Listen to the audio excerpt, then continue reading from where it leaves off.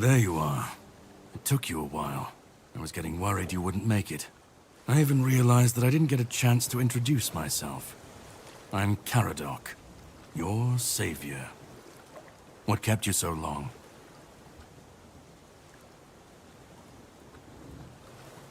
Call it whatever you want, but you made it back, and in better shape than before. The Red Death's gone, so either you're lucky, or you picked up something useful in there.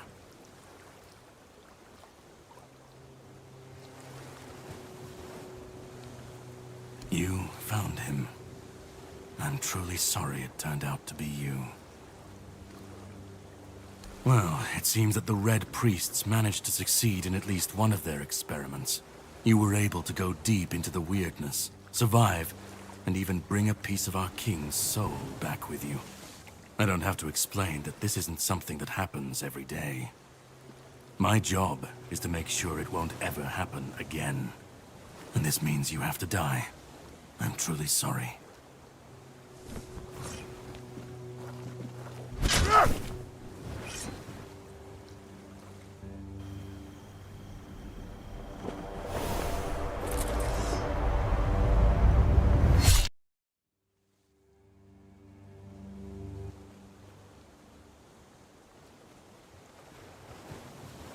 I'm sorry, but that had to be done.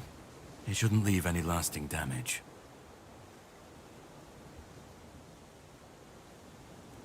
I had to get rid of the parasite that infested you a moment ago. You've seen, no, you've felt what he's capable of. This power can't be unleashed on Avalon. Not again. You've found yourself in the middle of a mess that's been brewing for 600 years. Every single time things go down the shitter on this island, a bunch of cowards in Camelot bring our once and future king back from the dead. It's happened before. It will happen again. And soon. My journey, my mission, is to stop this from happening. No, but thanks to you, I finally destroyed a piece of him I couldn't have reached otherwise.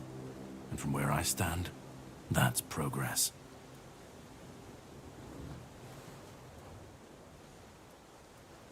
My goal is to destroy King Arthur. To get rid of him, once and for all. There are pieces of his soul scattered across Avalon.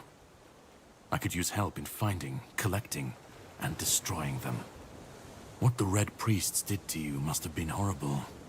And yet, you've gained a unique ability to contain Arthur's powers within you. And what can be contained can be killed. The plan is to steal Excalibur, or at least what's hiding within that damned blade. A piece of our king is bound to it, and so it needs to be destroyed.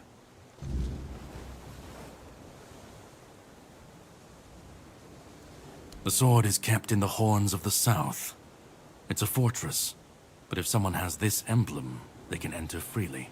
Here, pin it to your clothes. If you decide to help me, you should get in without any issues. When you do, find the captain. Brendan's his name. He'll tell you the rest.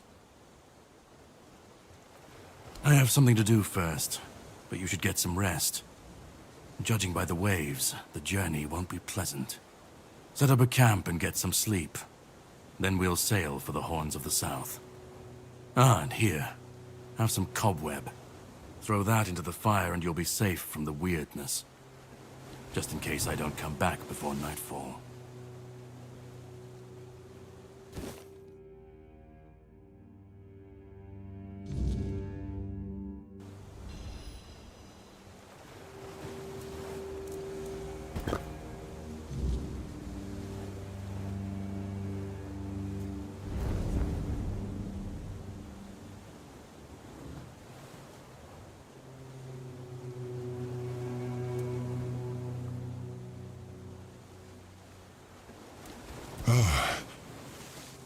I should be gone. I should be gone. And yet, here we are. Whatever he tried, it must have failed. Something must have gone wrong. For him. For us, it was a stroke of luck.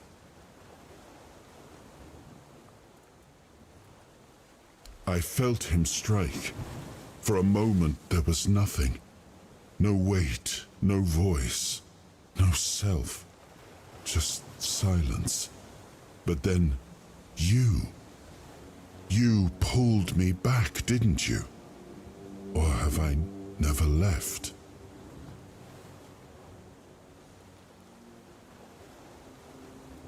Hatred, yes. That much I understood. But why? What did I take from him that he would go so far? He speaks as if he knows me, as if he has seen something I have not. And yet, I reach for it, and there is nothing. No, it seems that I should, but I don't. He knew me, spoke with certainty, with anger.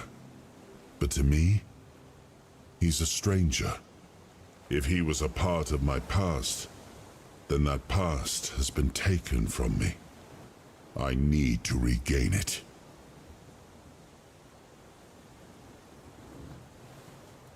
I don't... Not much. That isn't right. I should remember. I should. All I know is that I left my kingdom strong, prosperous. It should have grown. It must have flourished in my absence. It seems so. If Caradoc is hunting for more pieces of my soul, we should definitely claim them first. When we do, I should grow stronger. I should remember. I should be whole. Let's go then, young one. Let's not waste any more time. I left my kingdom strong.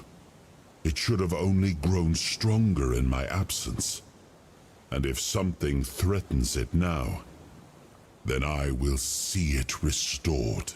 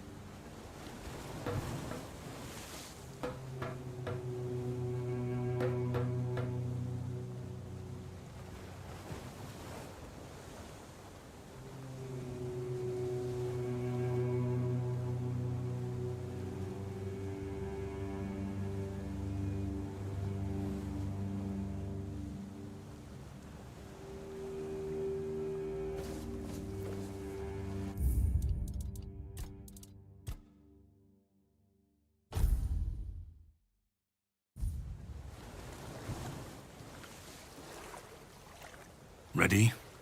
Hop on the boat. Gab, nie verleihen, muss verleihen, Elend ist, Zauberfäller, Linie, Jojo.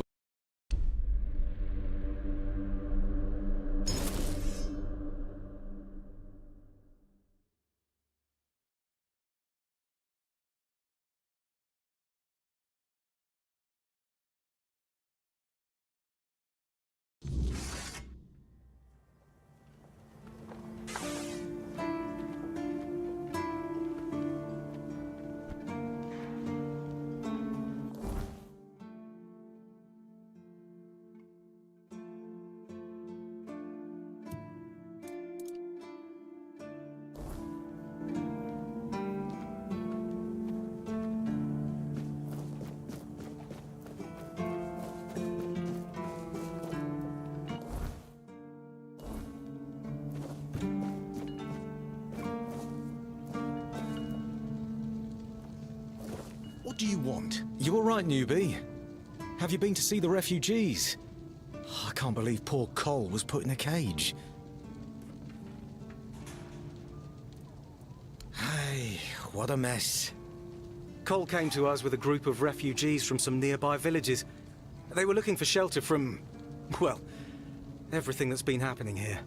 Bandits, the weirdness, the Del Reader, hunger. I was happy Fergus let them in and allowed them to stay. You'll meet them in the village. They live in the buildings up high. Not long ago, though, Cole started acting very strange. Erratic. Sometimes even aggressive. One of our keepers, old Mahon, tried to calm him down. He might have used too much force. And Cole felt compelled to defend himself. He bit old Mahon. And since then, the old fool has been lying in the infirmary. Frankly, I think Mahon brought it on himself. They shouldn't have put that poor man in a cage.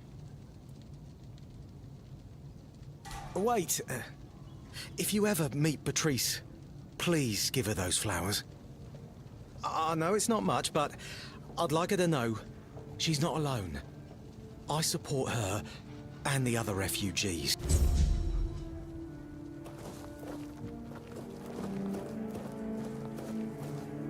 Good to see you again. The pledge today was very interesting, wasn't it? The certainty in Quartermaster Aymer's voice. Beautiful. Makes one eager to start work. Huh? Ah, yes, of course. So, what do you need this time? The pass again? Are we planning a trip to the Stale Lamb? Hey, not this time, my friend. I've run out of ink. I'm waiting for a delivery. Steward Orla will let me know when more arrives. In the meantime, I need to ask you for a favor. So, you in? You do know it needs to stay between us. Do you understand? Fantastic. So, on a recent night out at Ron's, it seems I may have left some sensitive documents at the bar. Documents, with Captain Fergus' seal. But not necessarily sealed by him. You know what I mean. I can't really go there right now. Could you get them back for me? I'm sure it won't be too much of a problem. Splendid! When you have the documents, meet me at the third crowing of the rooster. Or just find me. I'll be around.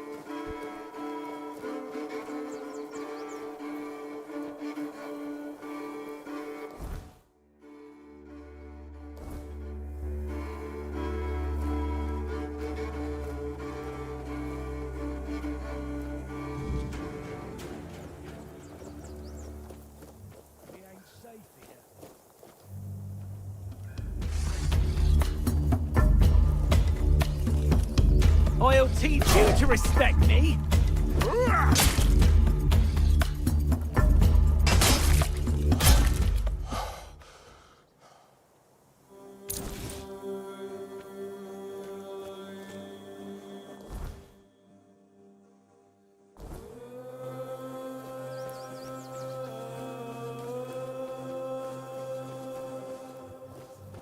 Keep your wits about you.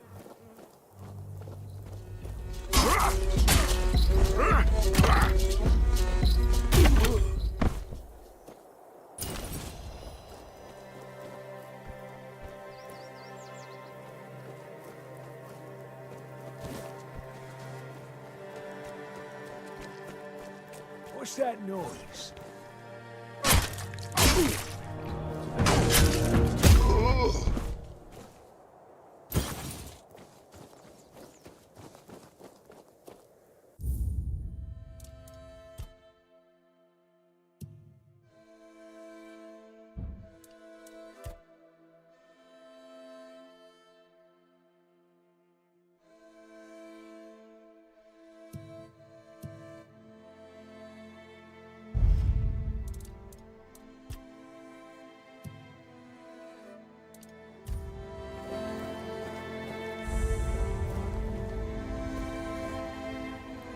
Oh, a new face.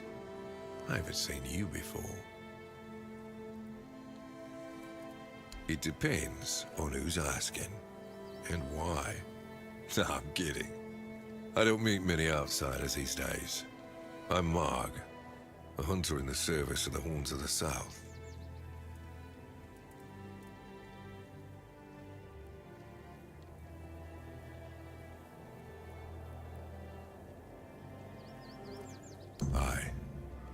I don't know what it is about this place, but even the dead hardly ever get any rest. Though I'll admit, it's getting worse lately. They keep emerging from the local cemetery in numbers greater than that small plot of land ever held. So I'm guessing we might have a necromancer on our hands.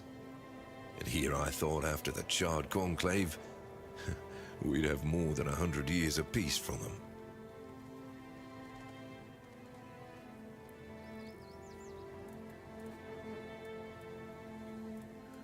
Good. And try not to die. That undead swarm doesn't need any more recruits.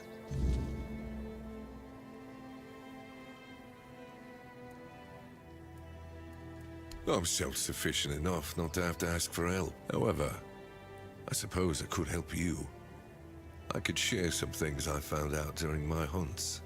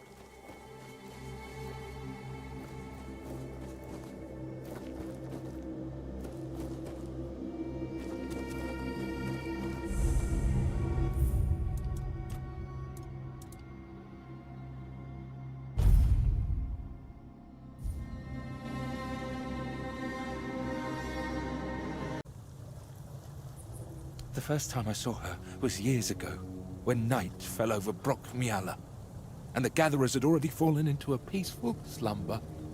Then, the first sign appeared, a harbinger of what was to come. The mist, thicker than ever before. Wilfred was the first to notice it, as he still tended to the beehives. Finally, from the milky shroud suspended between the earth and the sky, an unexpected procession emerged, led by the Queen of Queens. Oh, oh. We were lucky to be wearing our attire. Along with the mist came stinging troubles. The Queen issued a decree, and that meant trouble. That's right. Troubles are like bee stings. Man swells from them, and later on, he doesn't even resemble a human anymore. The most important thing is that both Brock and Brockmiala were protected. Yes, that's the most important thing. It's the attire of many families from Brockmiala. It protected them, just like it protected me. That's right, but I can't give it to you. It shields me from the Queen's gaze. I am invisible to her. I hope you understand. No one wants to be noticed by her. Depends on who's asking. Do you bring trouble? Or are you in need? Do you hear the buzzing of the bee swarm? Or are you carrying that noise yourself? No, I can't hear any buzzing from you. Hold on. You don't know what you're doing here yourself. And you are looking for answers. Or the right questions. Ah, well, same difference. My name is Brock. If you need something to shield yourself from evil, you've come to the right place. Of course. Go ahead.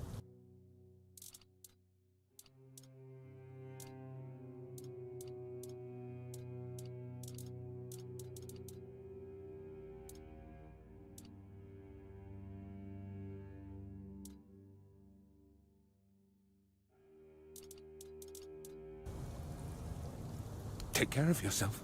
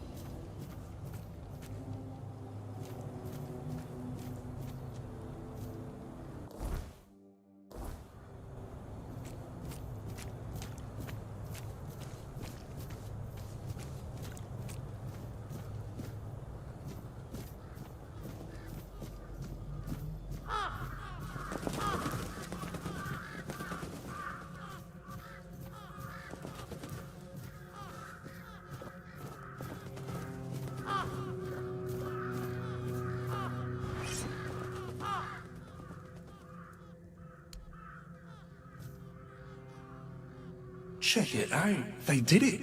Somebody did it. Impossible. See, someone's here. Damned morons.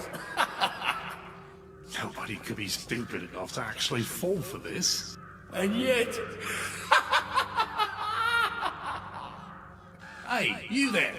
We can't exactly see you because, you know, we're dead. But we can sense that you're here, so... Congratulations! You've made it to the sacred site of knowledge! Is that what we called it? I can't believe this thing. They actually fell for it. I can't believe it. I know, right? Traveler, the knowledge you seek, the knowledge we druids decided to share with you is that... You can kiss our dead magical asses and get the hell back to wherever you came from.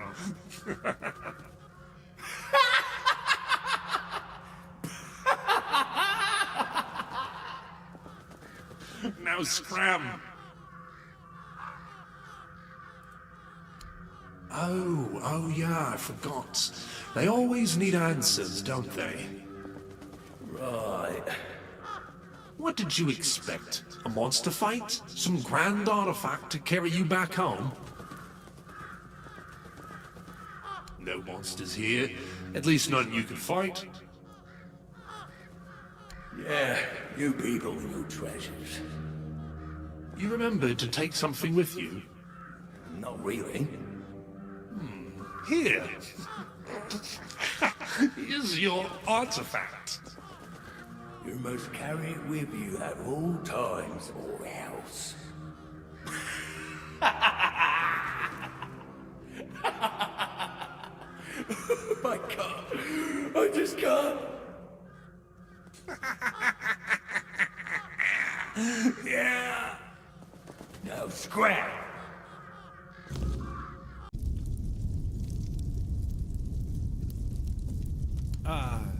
Denunciation, like loyalty, can be valuable. The key is knowing who deserves loyalty and who needs to be reported. I appreciate you telling me, but unfortunately, you haven't told me anything I didn't already suspect.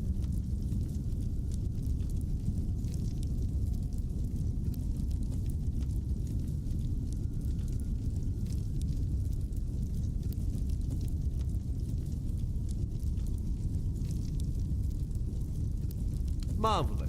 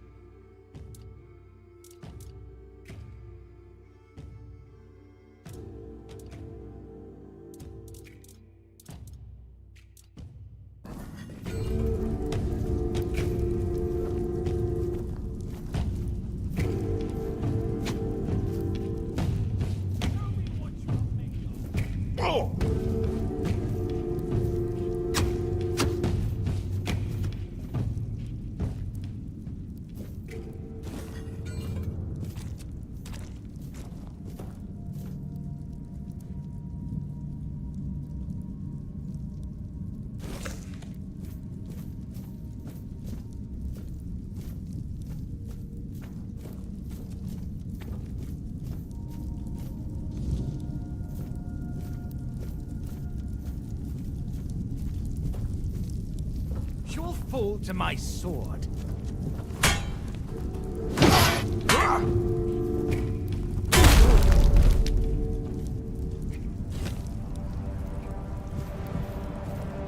I will be your downfall.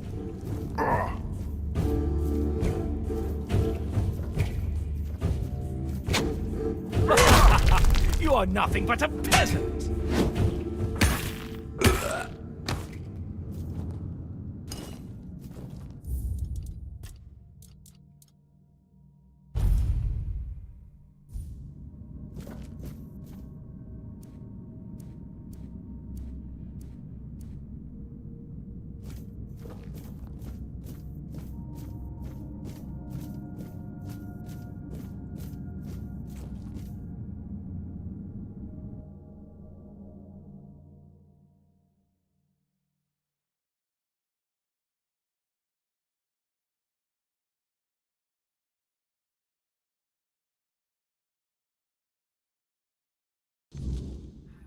fix everything.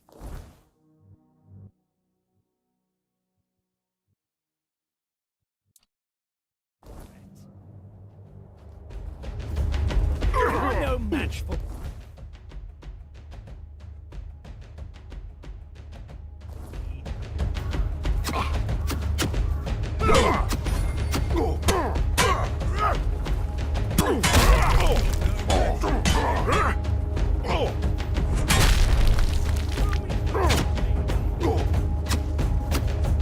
Back to your hovel, coward. Show me what you are made of. Show me what you are made of.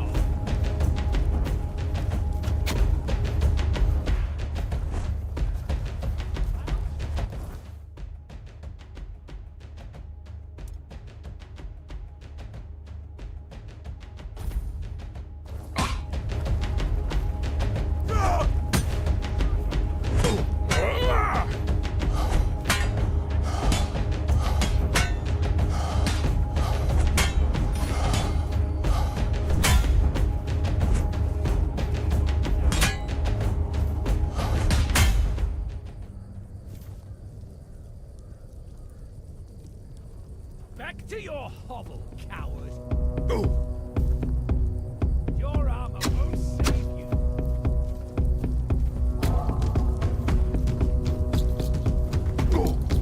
Show me what you are made of. Your armor won't save you.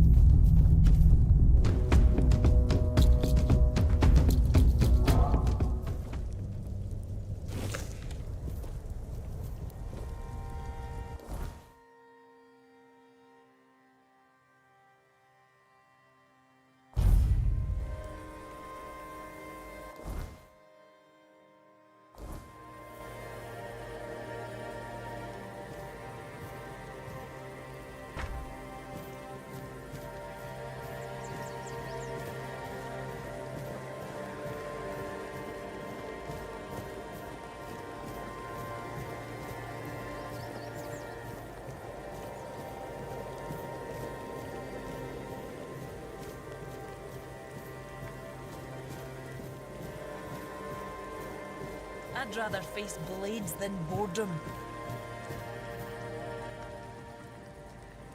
Stay out of trouble.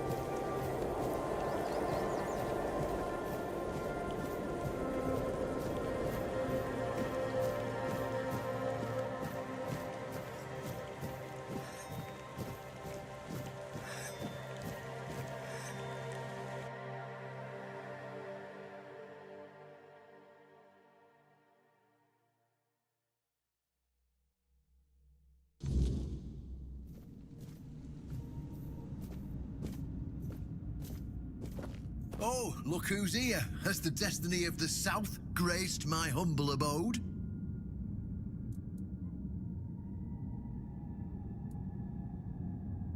You just killed a knight of the round table and you have no questions about what it was for.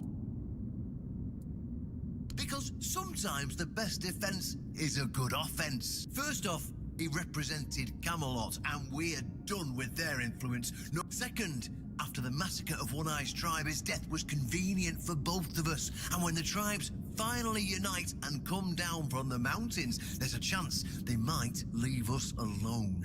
Third, he figured me out. He knew what I'd discovered and he wanted to stop me. And trust me, what I found is going to change the South's history. Proof that Camelot is rotten to the core, and that allying with the tribes is the right choice. I didn't plan to tell you, but my one-eyed friend convinced me. Since you took down Galahad, you deserve to know. As a reward for your help, I'll share this secret with you.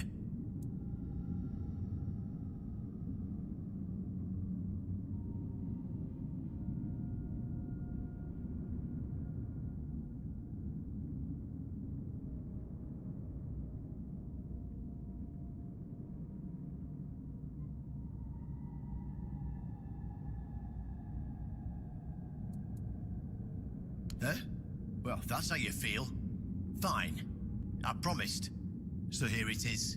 You see, there are many legends. According to one of them, there are a few places on Avalon where you can prove yourself worthy, whatever that means. And one of those places, as you've probably guessed, is nearby. Have you seen the old gong in the sunken village? Eh? Many years ago, when people still went to shit into the woods instead of using a privy, it was part of a certain ritual. Only those who passed the ritual could become keepers. Eh? None of the living keepers were recruited that way, so we don't really know what happens during the ritual. The Horns of the South abandoned the practice because not many lads survived it. That's why nowadays it's Galahad who appoints keepers and the captain who chooses them. It's just safer that way. I only know that you need to sound the gong and sleep at its feet. If you wake up, when you wake up in the morning, you'll know if you were deemed worthy. So first, you need to find a way to fix the gong, and since it's made of weird steel, fortunately Osbrick should be able to help you. Just tell him I sent you.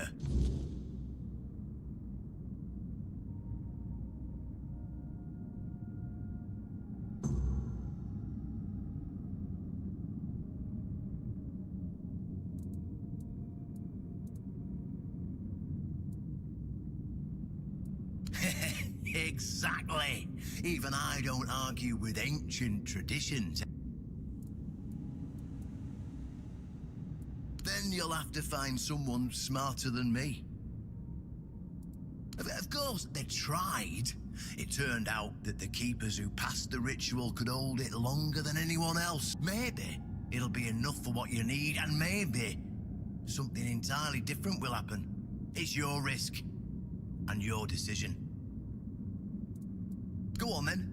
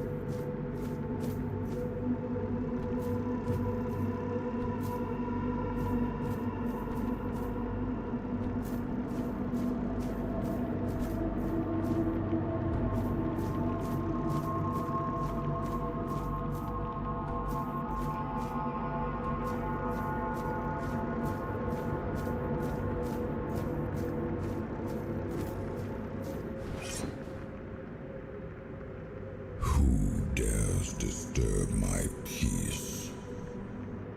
You made an oath never to summon me again. Excalibur. Wait, is it really you? You, who come from a time beyond. It seems he speaks to me. Welcome. I can see that you know me, but I am a mere shadow of my true self. I don't remember you, Lord of the Seas. That's what you told me, my friend. But you are here now, even in this incomplete form. Where should I look for myself? I wish to restore Avalon to its former glory. Avalon's fate has never rested upon one person alone. Not even one as great as King Arthur. Yet here you are, trying again, restless and eager. Tell me what I must do to be worthy to lead Avalon once more. Your path is true. Seek wholeness, and Avalon will reveal what it needs from you. And yes, you need to touch Excalibur. Thank you, my friend. And you, mortal, you have given yourself to the king's service. Arthur, take out your sword and fear no failure. The promise I gave thy mother is fulfilled, and thus our pact is ended. And when you reach your journey's end, I trust you will make the right choice.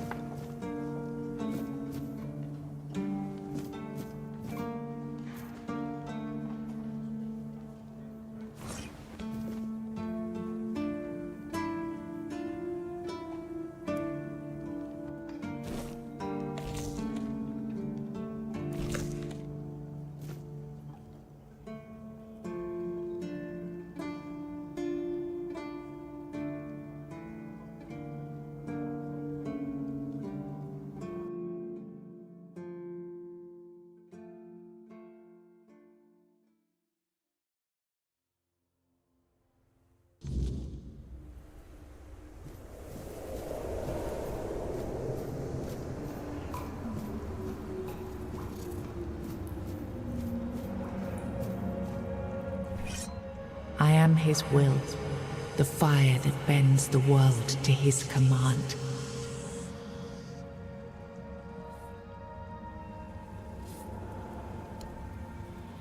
I am the blade that shapes kings and shatters tyrants.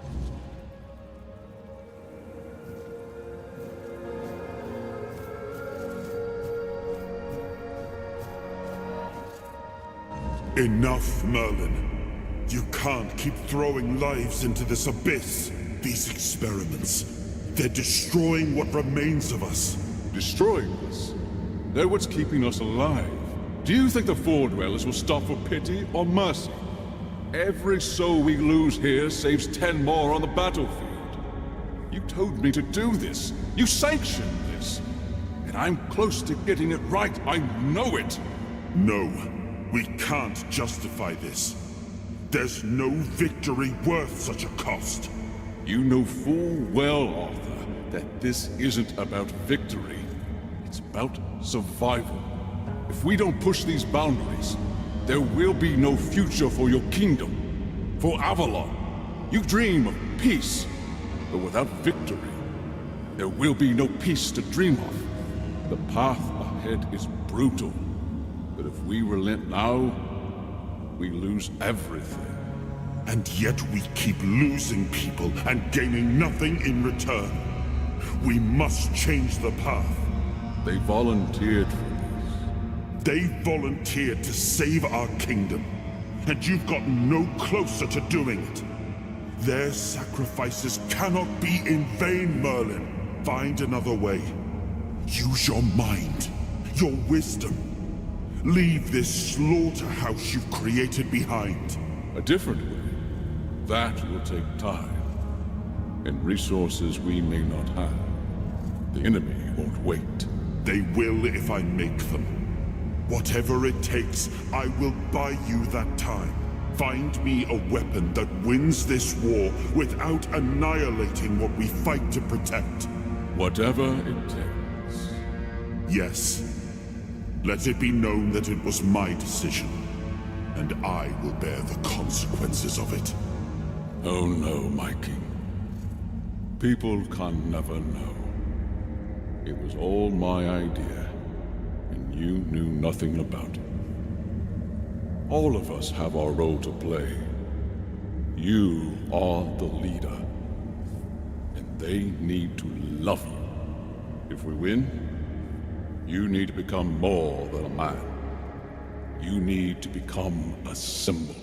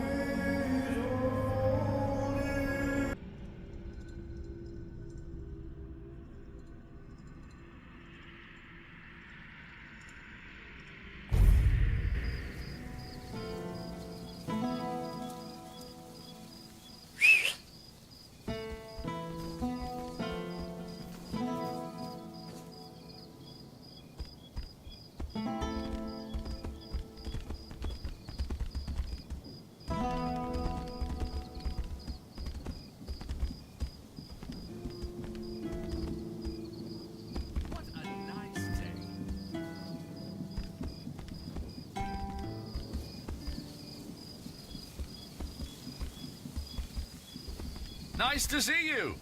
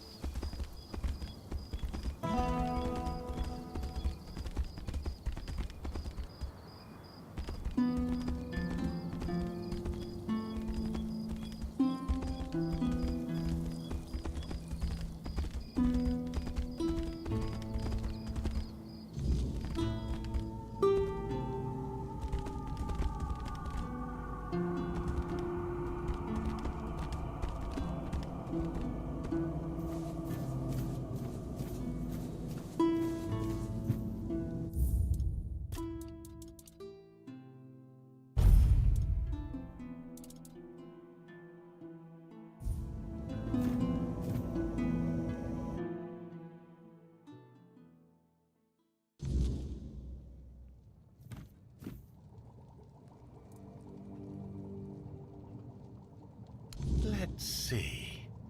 Ah, the raspberries. We'll save those for later. Very nutritious. Perfect for the after effects. Nutrition is key, my brave friend. I'll make jam so delicious it'll knock your boots off. You'll thank me later. Wait and see. Now, it's time for us to embark on this shared journey into the self. See you on the other side.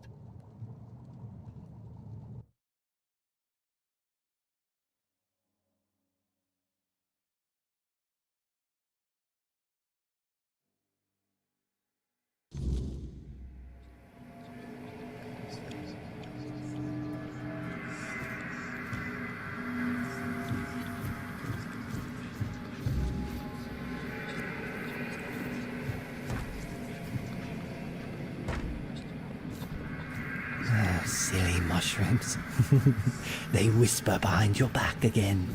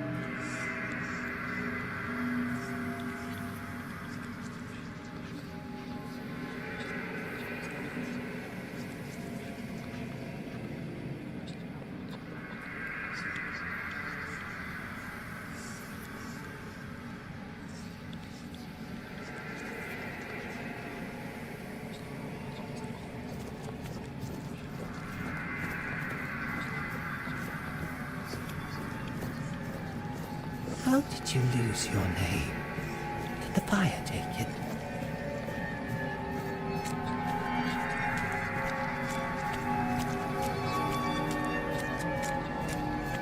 A drink a day keeps the clarity away.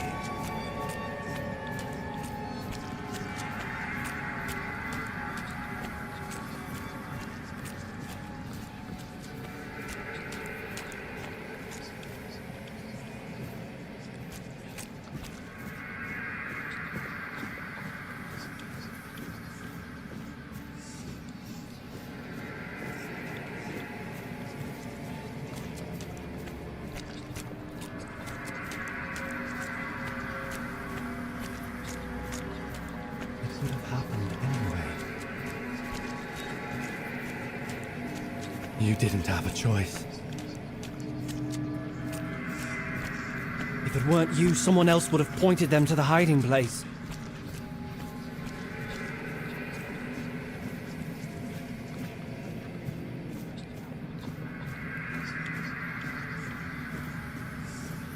If it weren't you, someone else would have pointed them to the hiding place. You did this.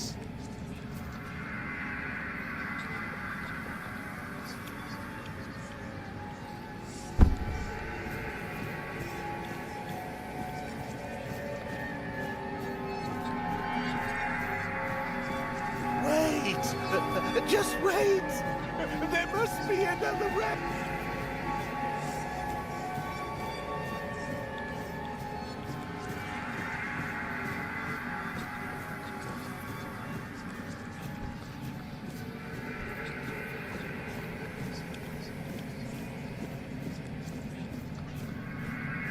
Oh, the king himself! I am unworthy. Oh, forgive me. How wretched I am. Yes, maggot. But I am a worthless maggot. You are here to help? The maggot cannot be helped. The worthless maggot betrayed its family. It ate their carrion. There are no more druids. There is no Murig. What is left is the maggot.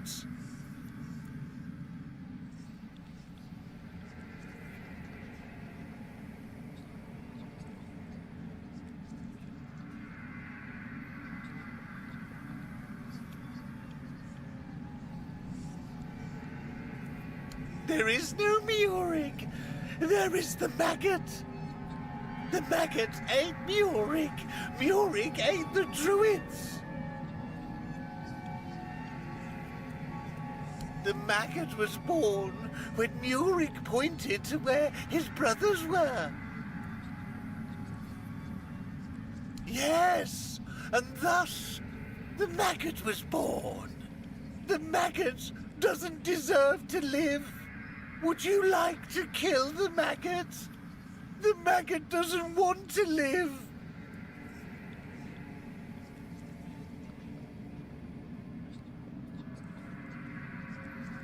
Murig gave birth to the maggot. The maggot ate Murig. But the maggot doesn't want to live. Kill the maggot!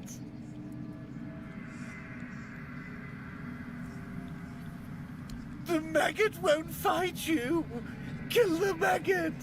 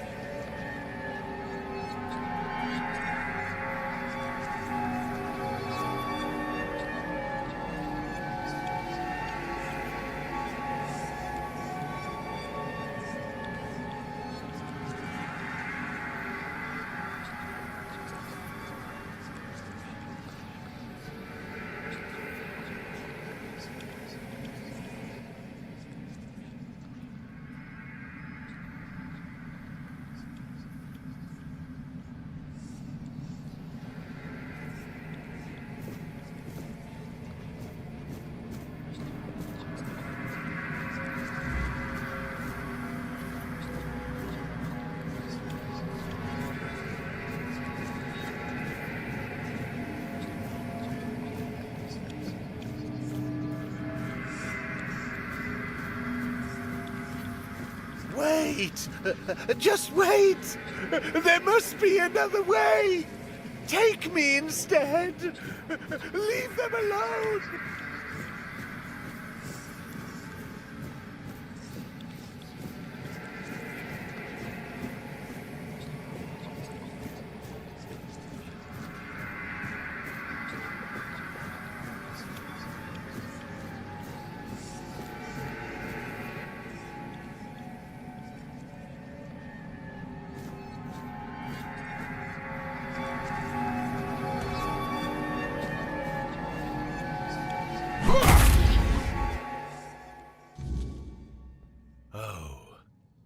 you are.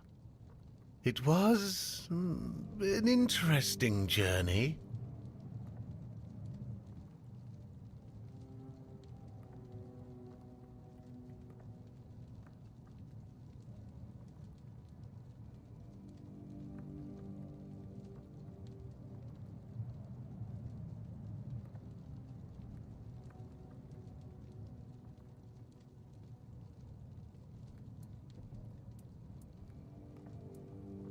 Well, we have managed to embark on a journey together.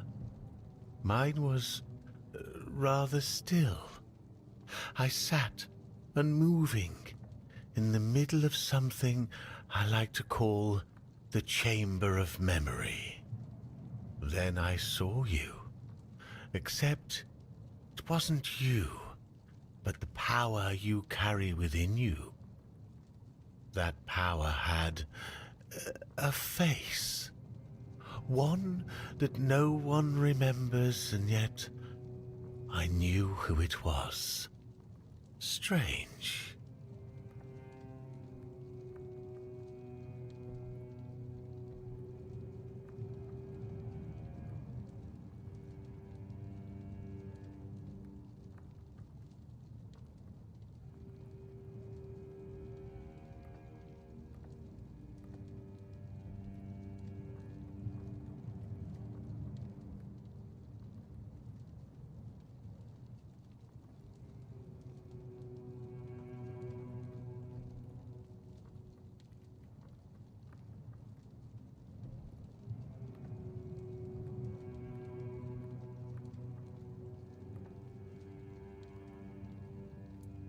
That was you?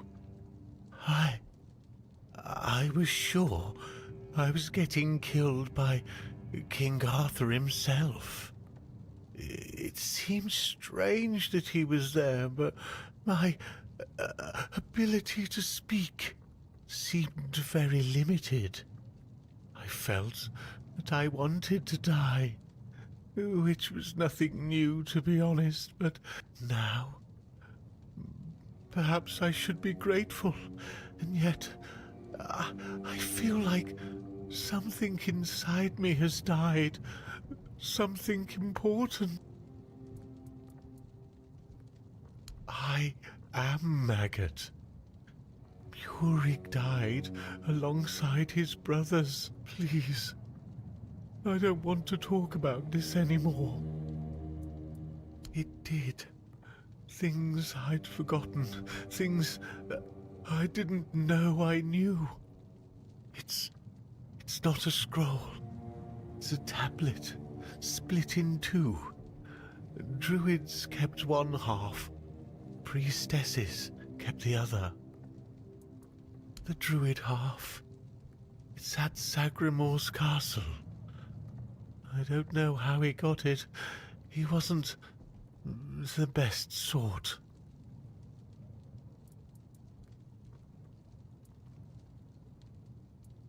North of Connacht, near the old dam. Near means anything. Druids weren't precise. You'll feel it when you're close. The air gets heavy. The past lingers. Nianti. She knows. Priestess things. Ailey's too busy, so talk to Nianti. Do you need anything else?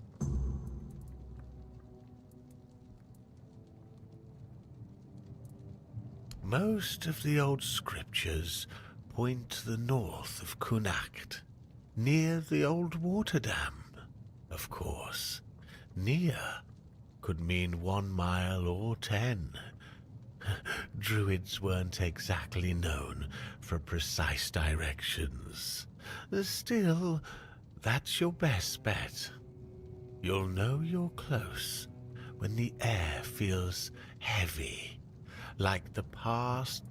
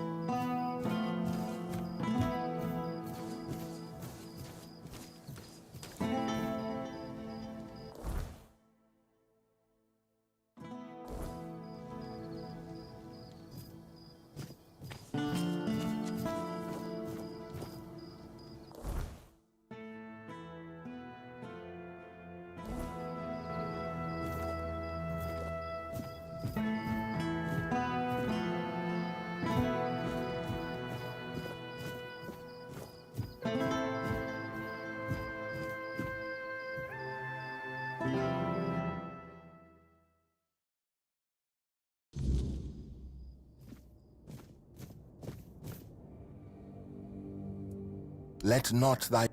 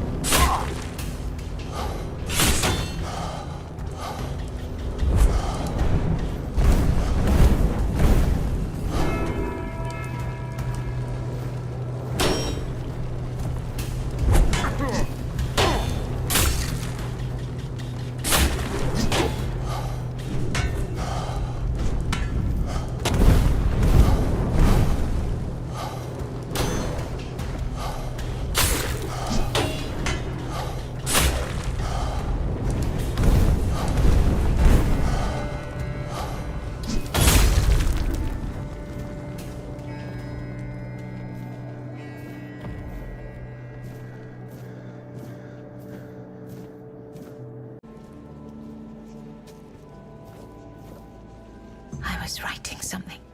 Something important. Do you know what it was?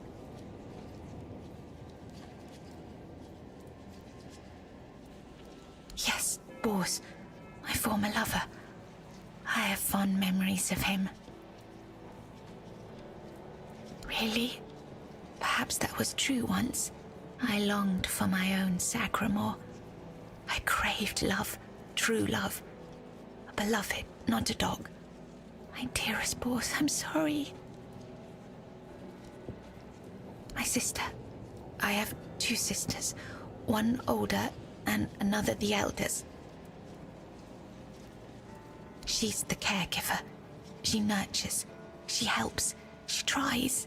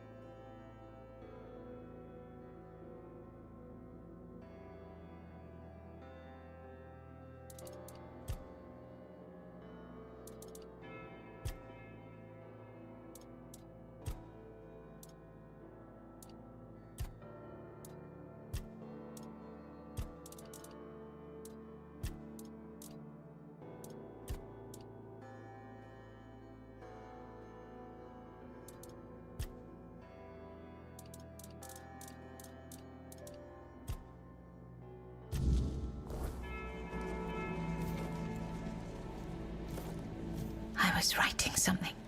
Something important. Do you know what it was? Here. You've read these notes. On the stacks of paper. My handwriting. I must have written them, yes. Strange. No, I'm sorry. Enough.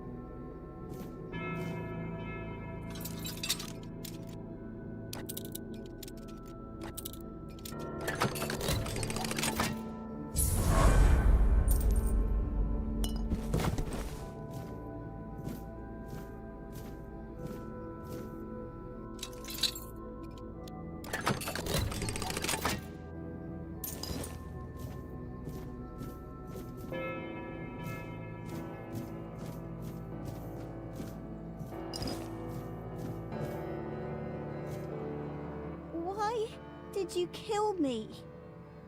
I didn't want to.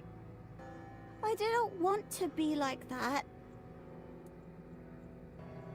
Mum, she used to call me Little Fish sometimes, when she was in a good mood.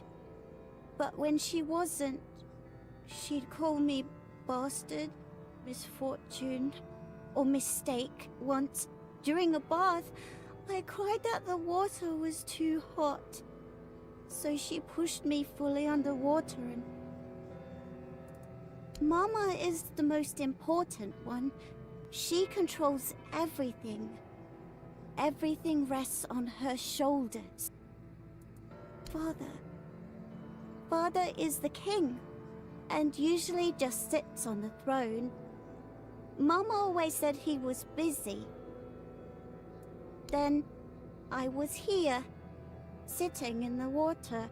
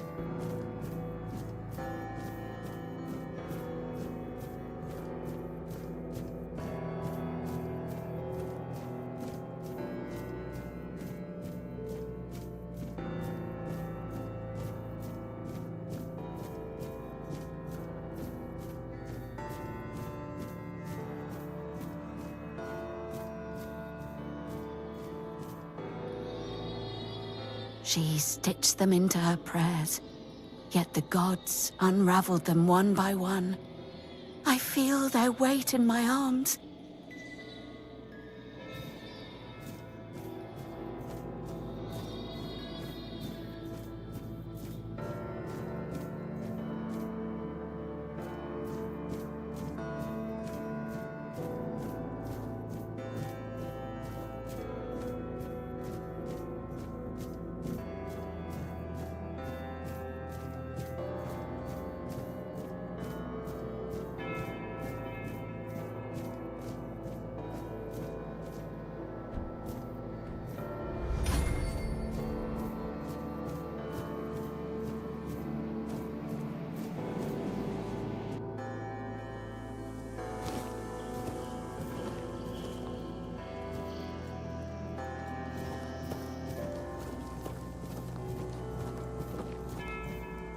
He's gone. Young Prince Renard. Oh, by the gods, lost for good this time. The midwife will wring my neck with her bare hands. I can't. No, I won't go back to her like this. And the Queen, she'll do worse. Much worse. Have you ever seen her angry? Hopefully not. Oh, yes, of course. Straight into the void. He stood there for a long while, just staring into the well, and then he was gone. He just stepped in like it was the most natural thing in the world. Are you mad? Who would do it? Jump into that void? You're not being serious. Oh, surely you don't mean to. Oh, may the gods watch over you. Or, no, wait. Better they don't look upon someone heading into a place like that. They might feel disgusted. But I wish you luck. Remember, everything you do is being judged.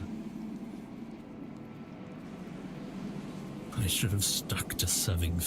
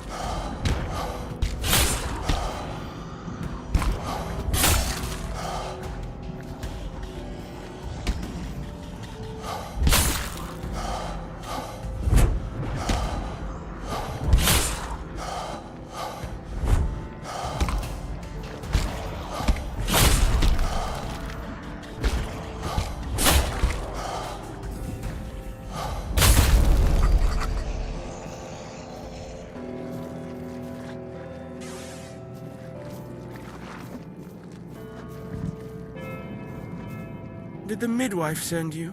Or was it that coward who's supposed to be keeping me under their heel? The firstborn of the king and queen. A proper little princeling. Almost grown, though life has never tested me thanks to the comfort I was raised in. Which is why I'm full of whims. Why I think only of trivialities. Why I'm just a gilded youth, unable to appreciate what I have. I won't bother listing every one of my vices. Don't take it personally. You're not that special. Nobody is. I just wanted you to leave me alone, but as always, everything in this house proves hopelessly useless. Any form of service, flawed and feeble. They lack competence. Next time, I'll find a deeper despair and an emptier void to hide in. Mother won't be pleased with how miserably the court servants perform their duties. Well then, we can skip pedagogical lectures, as I know you'll force me to return at the end. And later, I'll try to run away again. Spare yourself the trouble. You don't have to drag me by the hand. The Queen's little lapdog.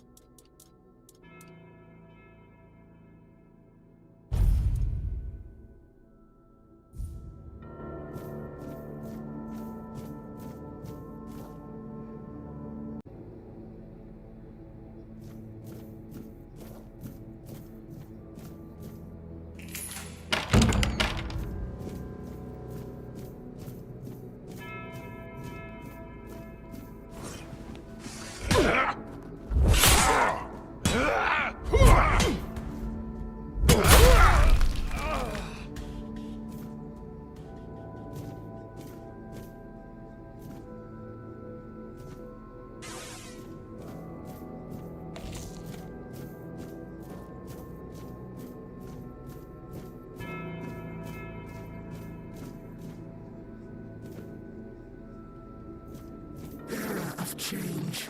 You have been noticed. I was chosen to extend you an invitation to speak.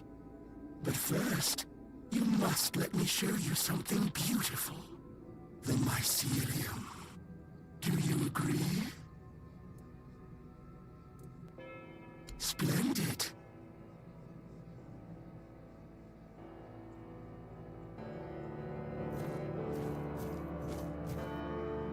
Your arrival brings me joy. It means this place might have a better future. Welcome.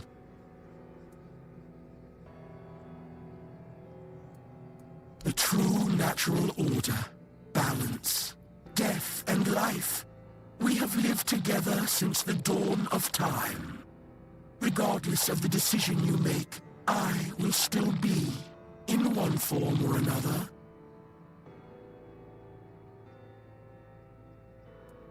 Your arrival has sparked real change in this place. For the first time in centuries, I have no doubt this change will only deepen. But I want you to understand what you will bring about. The curse of this place will be lifted. However, with its disappearance, all the inhabitants of this place will die, against their will. There is, however, an alternative.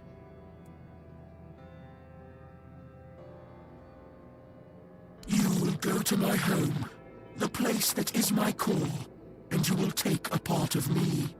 When the time is right, you will place me within the body of the unfulfilled King Sagramor. I will take control of this place, through the bodies of the royal couple. This is the only way it can be done. The King and Queen are inextricably linked to the origin, the present, and the potential future of this place.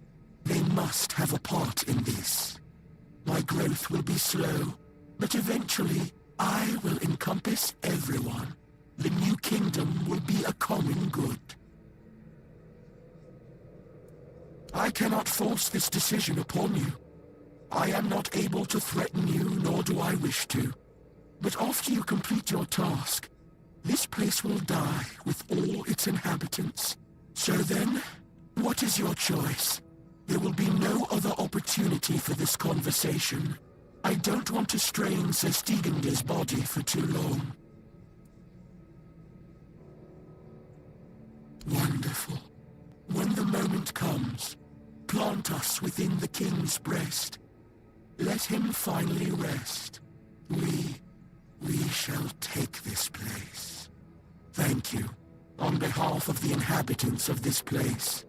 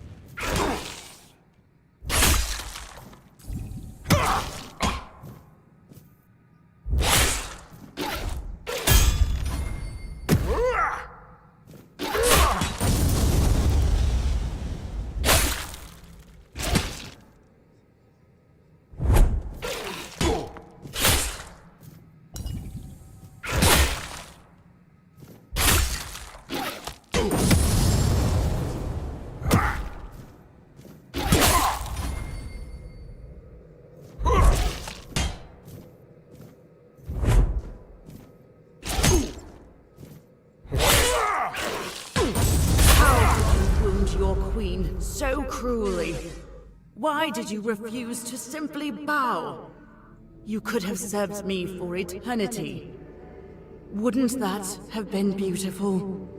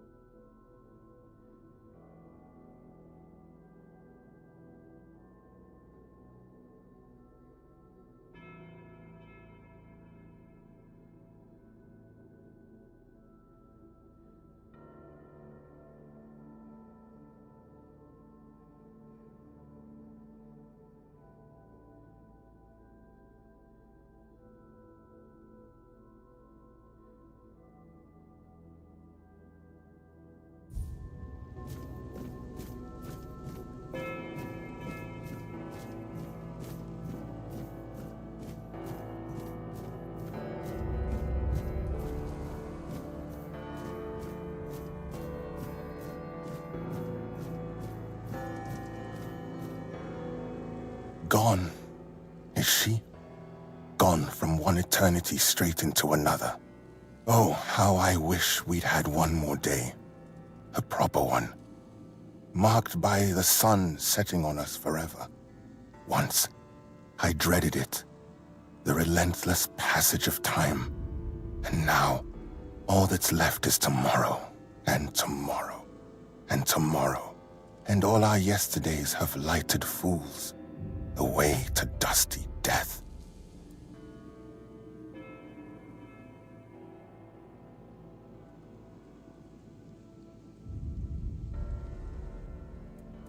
Now it all ends. The lofty dream, the endless torment, and the fruits of our vanity. What we leave behind is a monument to our own foolishness. There will be no legends told of this place, for it is a tale told by an idiot, full of sound and fury, signifying nothing. And this is for you, the reason for your visit to this cursed court. You may leave now. Your audience is over. Fear not, till mushrooms take the place of your heart, and now mushrooms grow in my chest. The king is dead. Long live the king.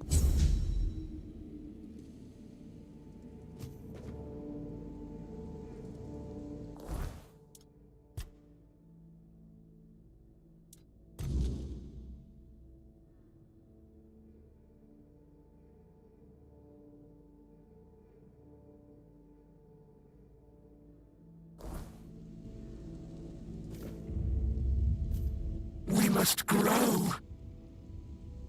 We must grow.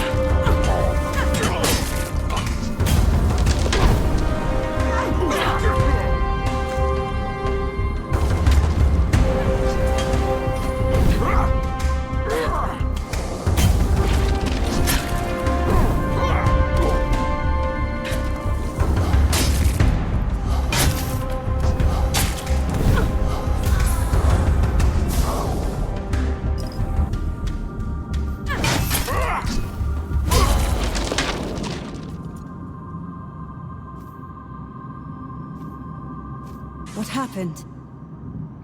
My oath. My purpose. It's gone.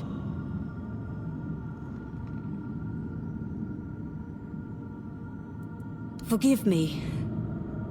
It wasn't by my own will. It was the All-Mother's will that I'm carrying out. No! Not anymore! I serve the Round Table. In my heart, I always have. But my body was a prisoner of the All-Mother. Or rather, the one I believed to be the All-Mother. A knight of the Round Table. I proudly bore the name Percival in honor of my predecessors who served King Arthur. Like the first Percival, I set out in search of the Holy Grail. My path led me here, to the very temple where my father once wanted to send me for priestly studies.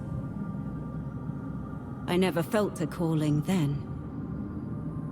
But this time, I thought it was the Grail, but it was her, whose sword-wielding hand I was to become. False goddess. An abomination, pretending to be the All-Mother, corrupting priestesses' minds.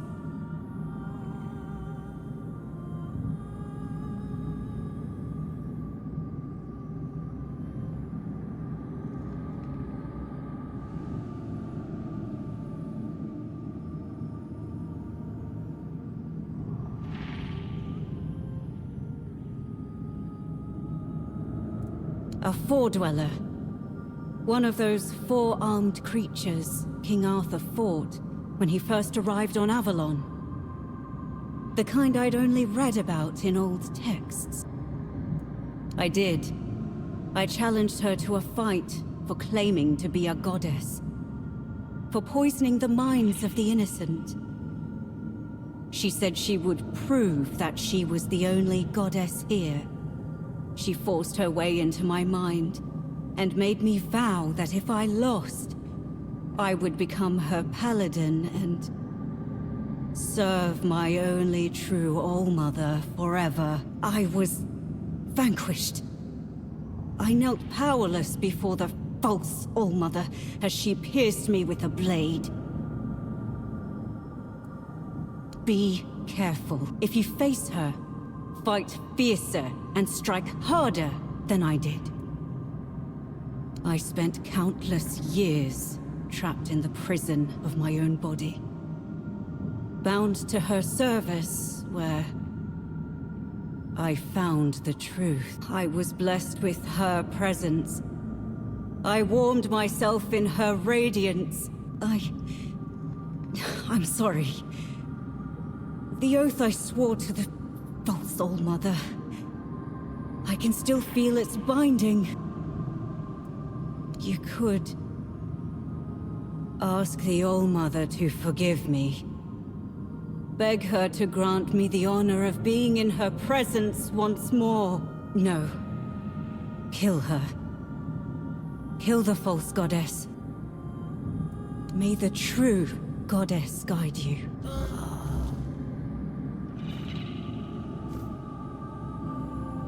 And now, in the ruins of the temple sanctum, find my sight. It has always been, and always will be.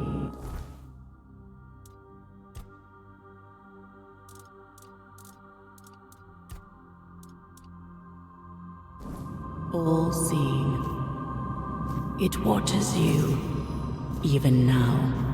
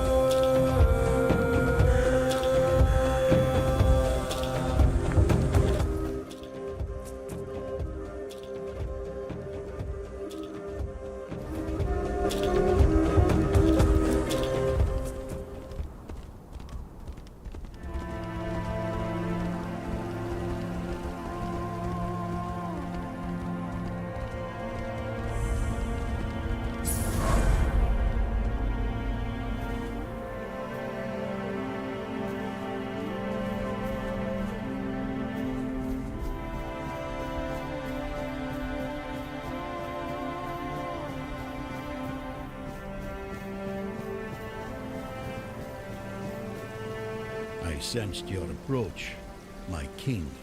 I, Gurfan of the Gunvaldir tribe, salute you as my forefathers decreed. All right, you've had your fun. Now, since it seems like Arthur hasn't completely taken you over, we can speak like normal people. Tell me, how does it work with the two of you? Does the king speak through you sometimes? Or is he just a passenger in your head? Will he ever come out and talk to me face to face? Or does he just sit there quietly, never getting involved? Either way, I've got a few things to say to him. Not exactly polite ones. Ah, so he won't be speaking. Still too weak, is he? Not surprising. Well, then give my regards to the old man. Tell him the Gunvaldir tribe stayed loyal to the old treaties right to the end. The same can't be said of the Camelocians. A pack of cowardly dogs without honor. I hope Arthur's squirming in your head, seeing what his beloved capital has been up to. Normal ones, honorable. He entrusted us with the forlorn swords and his crown, the one he used to command giants. We were sworn to guard them. In return, Camelot was supposed to leave us alone, now and forever. But the Camelocians didn't hold up their end of the deal. May their souls rot in the weirdness. Can you hear me, Arthur? The treaty is rubbish. I'm rallying the tribes, and we're marching on Camelot, except ourselves. Why? He's barely gotten his life back, and not even all of it. Does he have a death wish or something? There's a passage, sure, and if you're Arthur, it will open for you. Go ahead if you think you're strong enough, but let me warn you, it's not going to be an easy journey.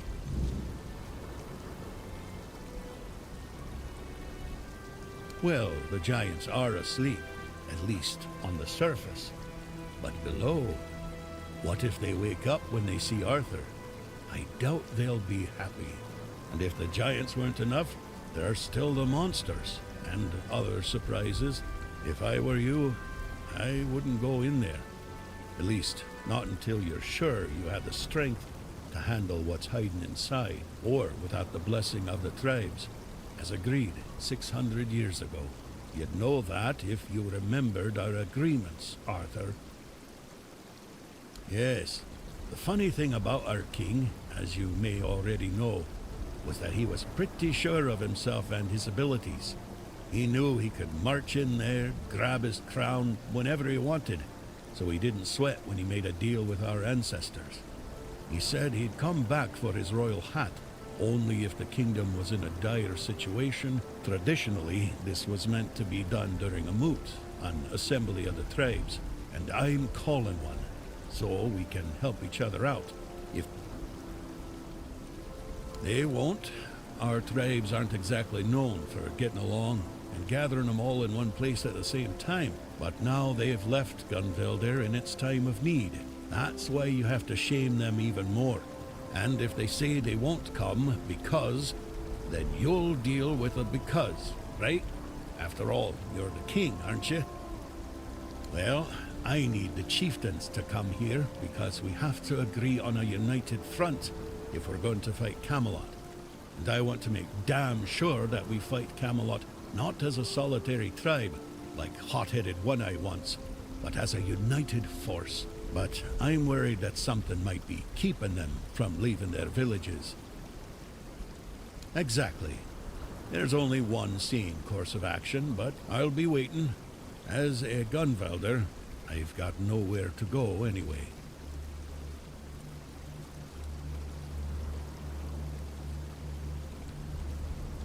Yes? Who have you managed to convince?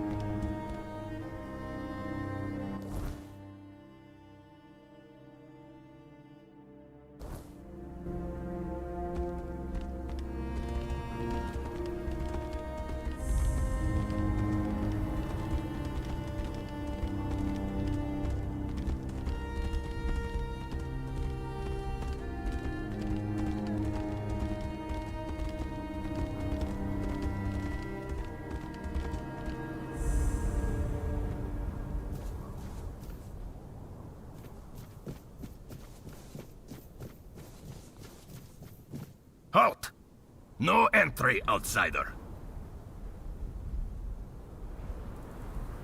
And you've got the seal. Funny how he only remembers us when he needs something.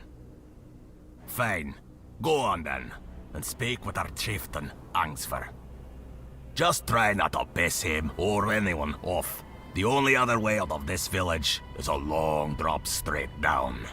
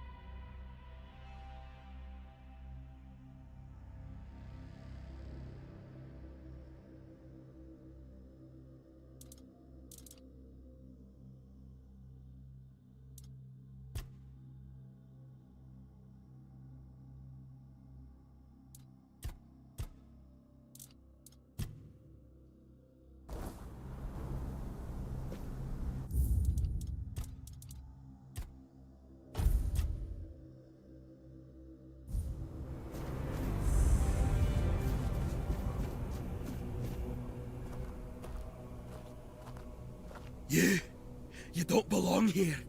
Mother speaks and I listen. She says you must be tested.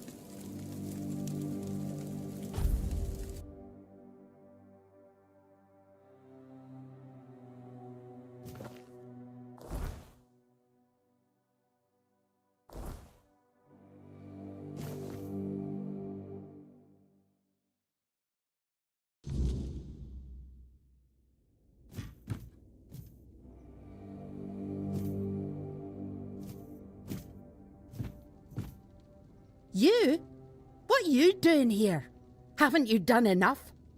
You're the reason Elspeth is dead now. If you hadn't pried into Volca business, she'd still be here. You brought back the matron's totem. We hoped it would stay lost forever, but now the doors are open again and Elspeth's worst fears have come true. No. Frigg had chosen Elspeth's mother as her successor. Everyone feared that even if the totem was found, we'd be left without a matron. On her deathbed, Elspeth's mother named Elspeth as her successor. She never wanted it. But you don't refuse your dying mother, do you?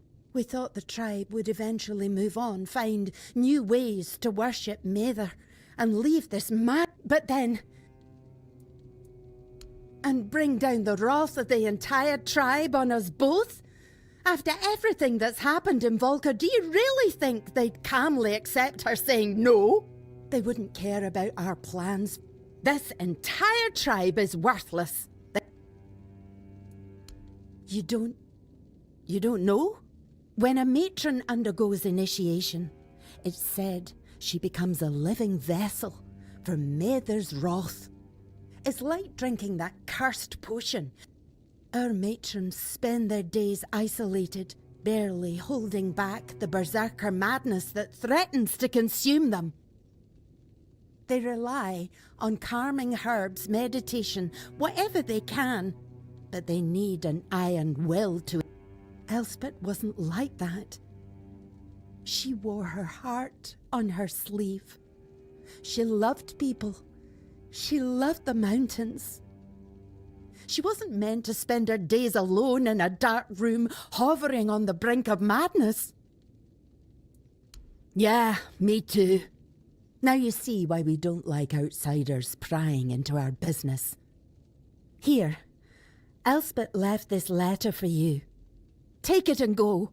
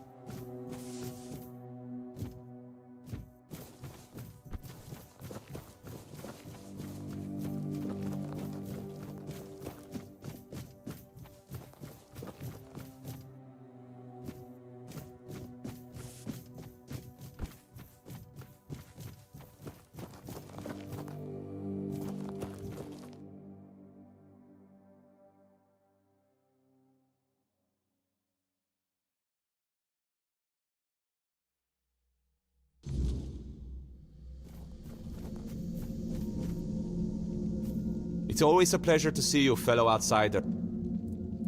Oh, now that is exciting. You're the one who put in all the hard work up. Why, chasing mysteries, of course. The traces of it run through their vein. Other than their famous battle rage being less about their goddess's wrath and more about the weirdness churning behind these doors? Not much, sadly. Speaking of which, there's something I want to ask you. You're not one of my kin, yet... That is certainly interesting. And it might have answered more questions than just this one.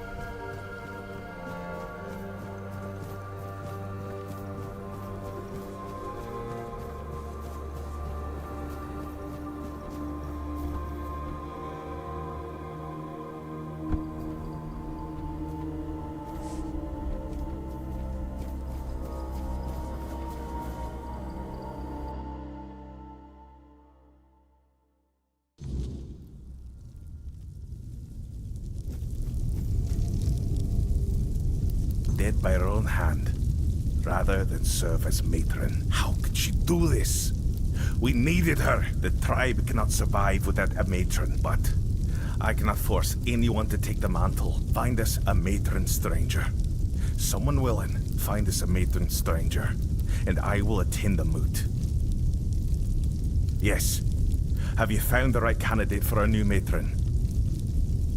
What in the blazes are you talking about now? How are we supposed to move forward without one? I know the matron's role isn't easy. And Frigg showed us just how ungrateful we've been for their sacrifices. But the women were always willing. They saw it as an honor, and it's not like she ever complained. They know enough, yes. It's a heavy sacrifice. But we don't force anyone into it blindly. Elspeth was an outlier. Her mother pushed her into it, but she still knew what would happen when the totem was found. Yes. Have you...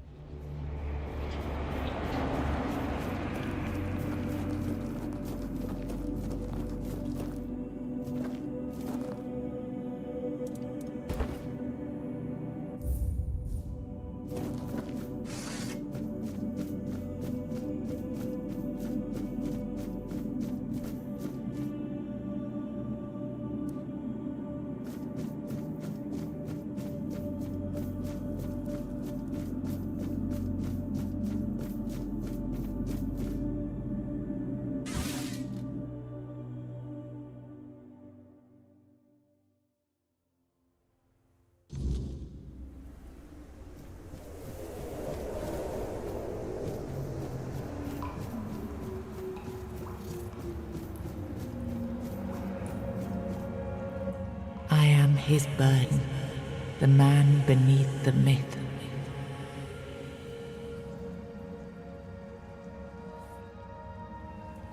I am the face that time forgot, the name that was never enough.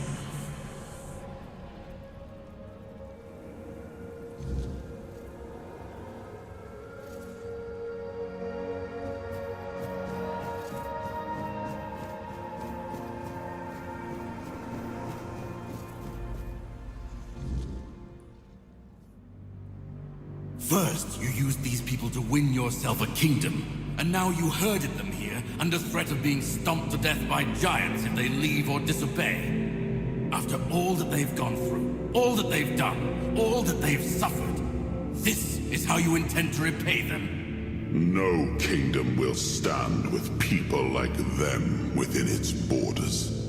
They would have to change their ways. The Del Rita are not ready for this. You know this. You did worse than all of them combined, and you are the one responsible for all they've done so far. They fought for your name and under your banners. Does this mean you're not fit to be a king? Not ready to have a kingdom? I left the heritage of Pendragon behind me. I severed the ties between myself and my tribe. I lost all that tied me to the past when I became king. I set a new path for myself. They are not ready to do that. Bullshit! You forced them to go against their sacred traditions. You destroyed their identities. They betrayed their comrades because you ordered them to. They kidnapped the children of the giants because you told them to do it. Everything they did was so that you could win this war. And now what? You're going to punish them for being your best, fiercest soldiers, most loyal of your men? This is not... Oh, stop with your excuses already! You broke them, and now you're abandoning them to starve or freeze to death in these damned lands. This kingdom needs to be built on peace, Caradoc. Letting them live among merchants, lords, and ladies in Camelot or Timberwall. How would that go? Exactly as anyone would expect it to go. So we would end up with a civil war. Right after we won the war that almost annihilated us all. Oh, damn you. I've had enough. I stood by you through everything. Even what you did to me. The seawall. I let it all slide. I told myself it was for something. For a noble cause. But this is where I draw the line. I renounce my oaths, and I'm walking away. Put a blade in my back if that helps you sleep. I don't care. Not anymore.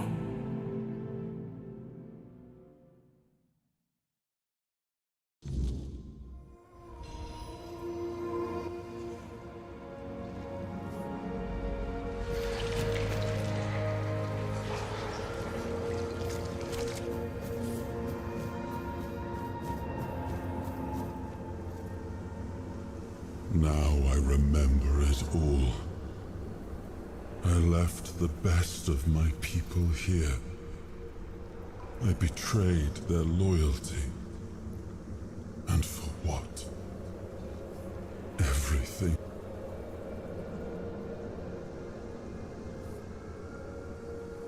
This land, it had a glorious past. But it has no future. There is no way to save it.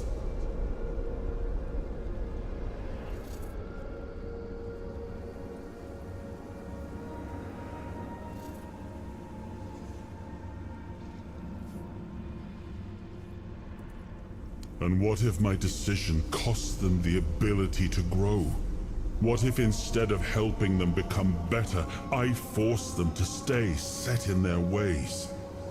I may have been right about the diagnosis, but now I see that I could have been wrong about the cure. The tribes helped us win the war. They were fearless and followed every order. They were the most loyal of all. But I left them broken. And after the war, their bloodlust was insatiable.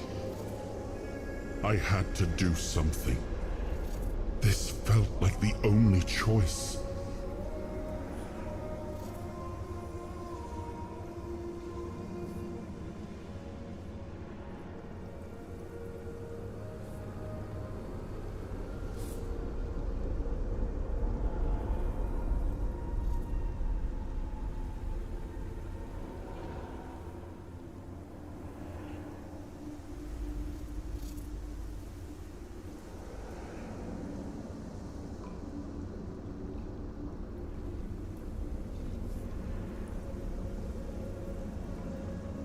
The giants sided with our enemy. We had to find a way to remove them from the equation. So, under cover of night, the tribes stole their children. I told the giants their offspring were our hostages, and that we would slaughter them if they refused to bend the knee. One of the most humiliating moments of that whole war. Both for me and for the Del Rita. Caradoc had the clearest eyes of any of us. He saw things for what they were. And I think I destroyed that. He used to carry hope. I come from the Pendragon bloodline. A heritage drenched in as much blood as that of the Del Rita. A heritage that pillaged and fought in the homelands for longer than anyone can remember. I decided to leave it behind me when we won the war against the Four-Dwellers. Now we've seen that my bloodline must have been cursed. There's nothing left. Nothing worth saving. I betrayed the ones who believed in me. I turned away from my own blood to build something better. Do what you want. There's nothing about this land that I recognize anymore. All I've ever done got turned into dust.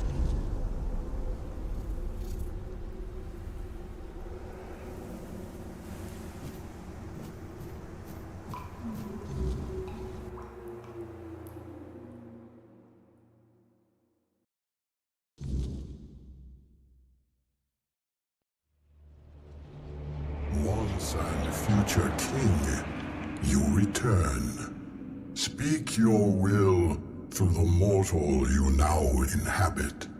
Is it time for us to awaken?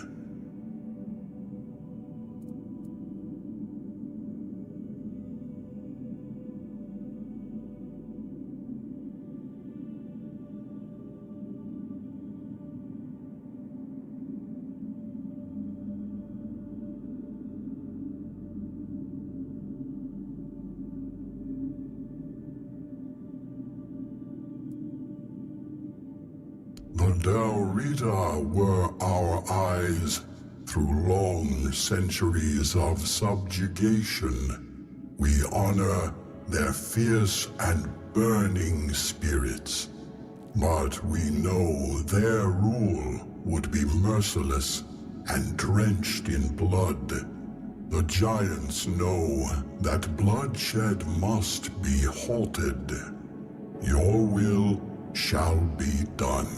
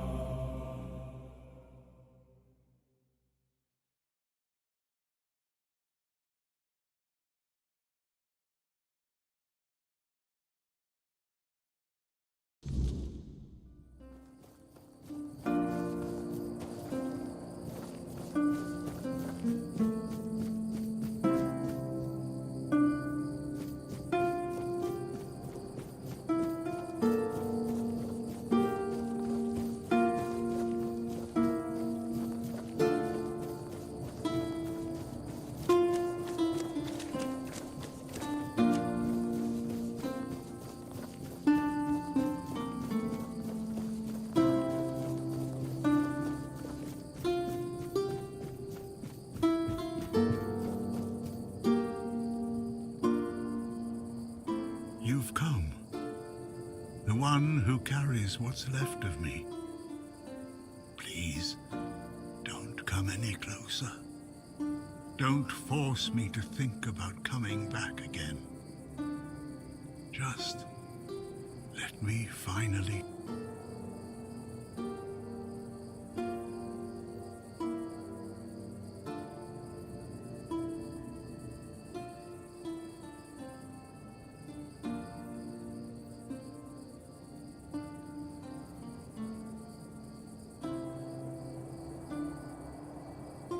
Because I've had enough.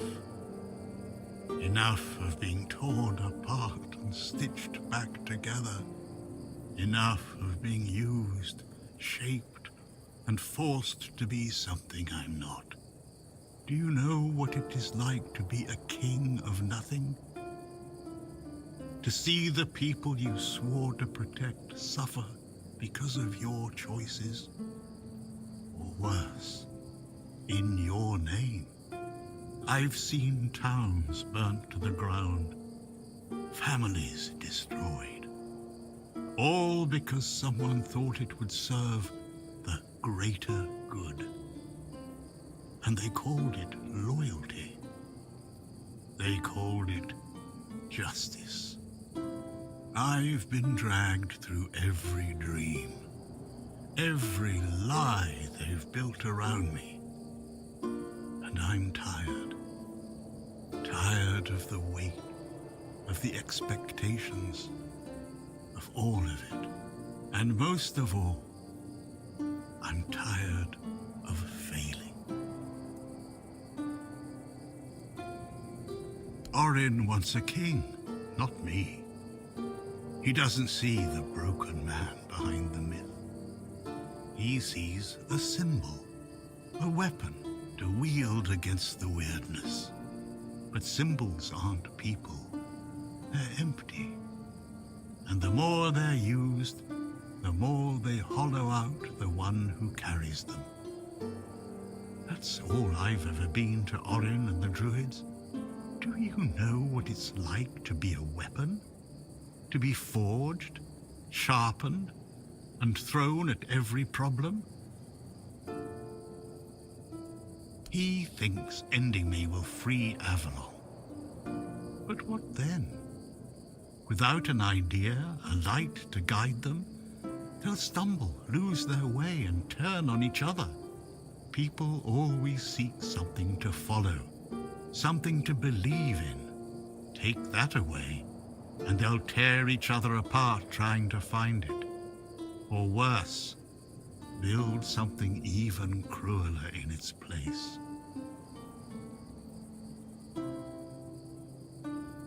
I want release. I want to stop being a tool in their endless struggle. Kill me. Destroy the last piece of me and use the energy however you wish. Just don't let me come back again. Let me die. Not as Arthur, not as the king, just as a simple, normal human being. Isn't that what you've been doing all along? Carrying what's left of him?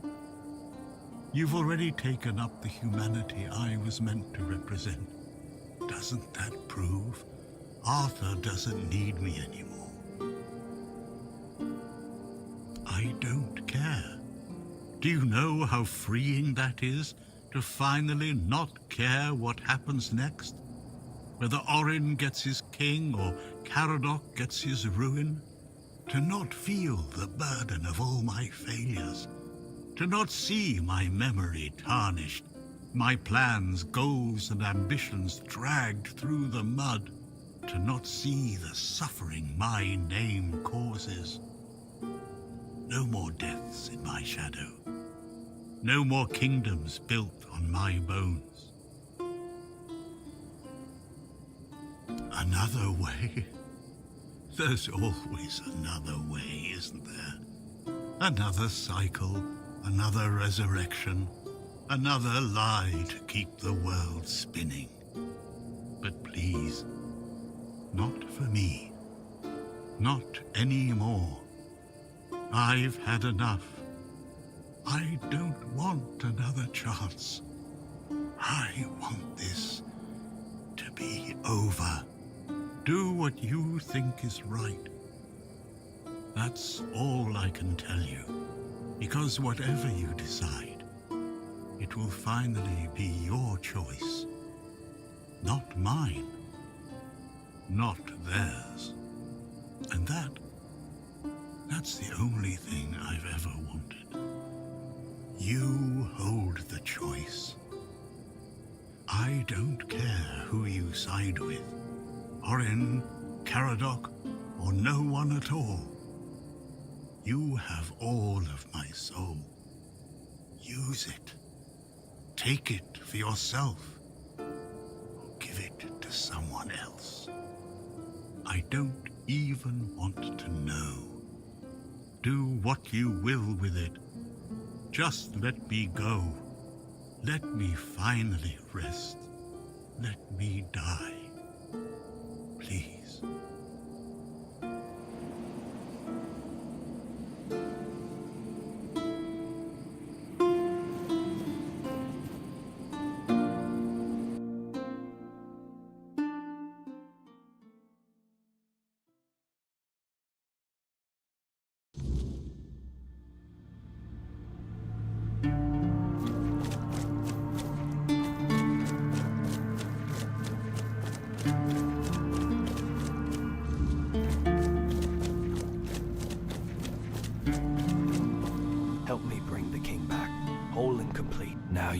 further. I made my case. This is the only way for Avalon to survive.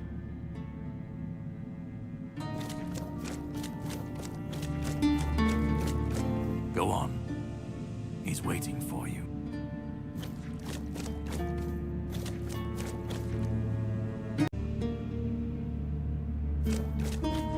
Let me go.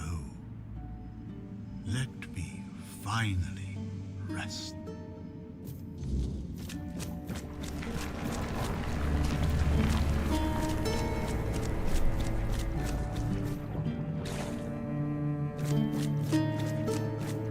You carried a dying king across the bones of a dying world. Now you stand before what started it all. An idea. I am the reason there must be an ending. I do not guide. I do not judge. I exist so that something can be chosen. I do not offer meaning. I require that one be made. You have brought all things to their conclusion. Now, decide what must remain. Choose, and let the shape of the world follow.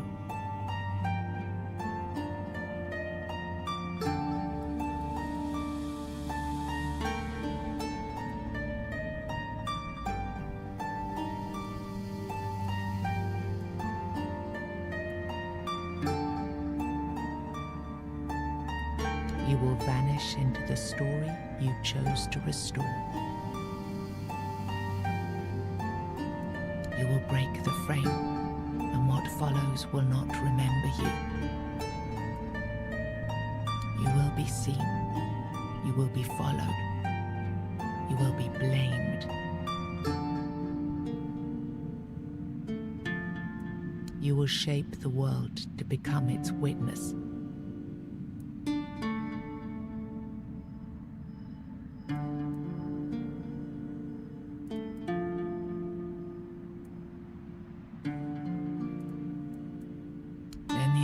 Shall be claimed, its shape worn, its burden made yours. But first, you have to bring silence to what refuses to be forgotten.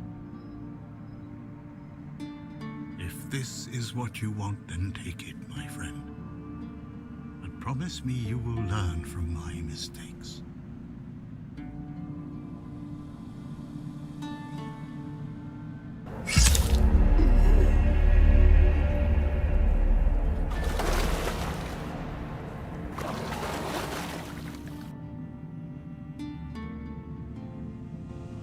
No, I won't let this happen.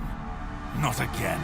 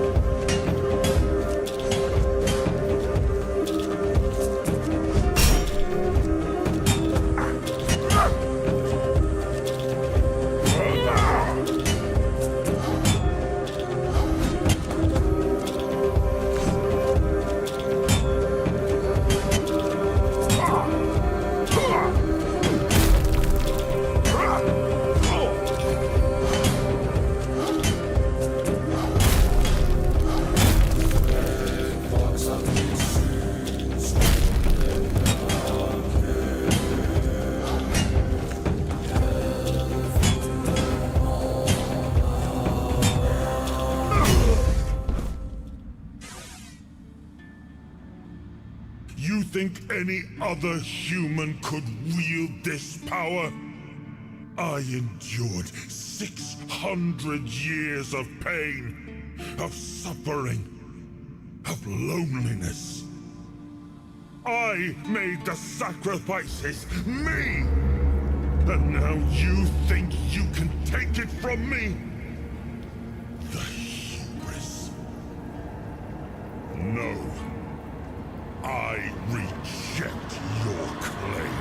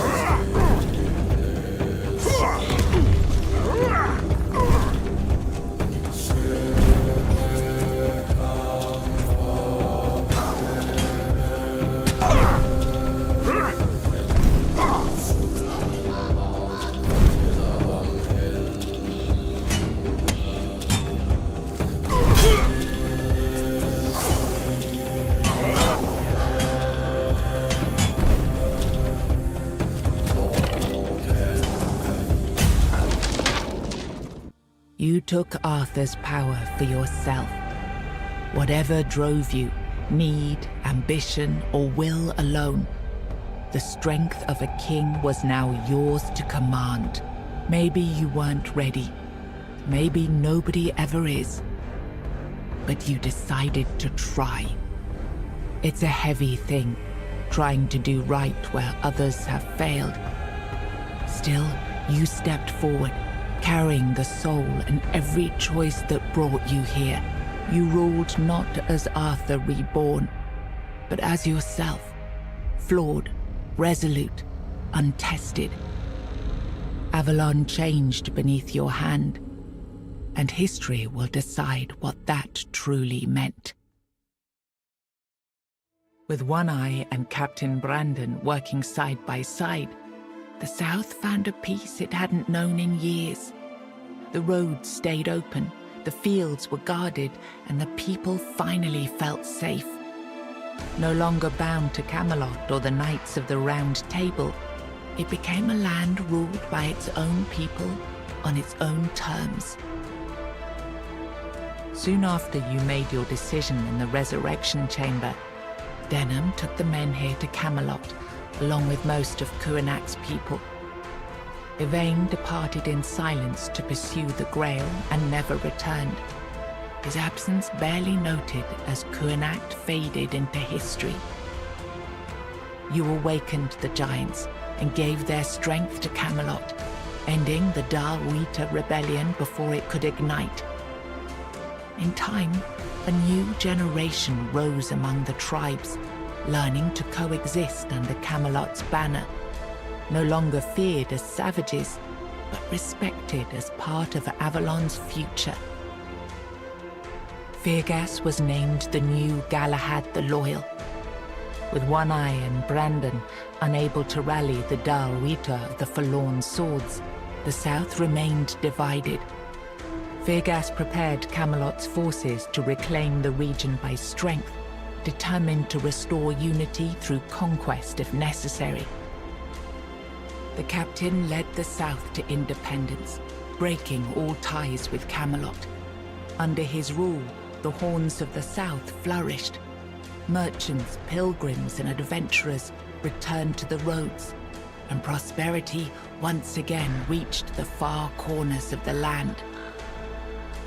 One Eye ruled the South with the Horns of the South at his side.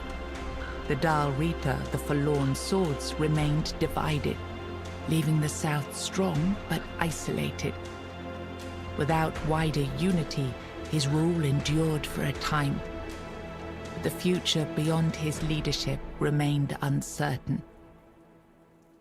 Nianta stayed behind in Kuanak, guiding the people through that. When the time came to leave, she traveled with them to Camelot, building a new life while continuing her work. In time, she became a pillar of the Kuanak community in a foreign land. Maggott remained among the people of Kuanak and eventually moved with them to Camelot. There, where druids were forbidden, the community hid him in plain sight. He spent the rest of his life in secrecy, protected by those he had once helped. Oeuvre left Kuanak alongside Yvain, despite concerns about his age. His fate remained unknown, but the people admired him for finding purpose at the end of his life, and spoke of him with lasting respect. You accepted the mycelium's offer and let the spores consume Sagramor's body. Now the kingdom lies under fungal control, its people connected, obedient, and slowly fading into the roots that feed the spores. After returning to Camelot, Killian lived quietly for a time. When he vanished, Few asked questions. Unsettling rumors had always followed him, and most preferred not to remember.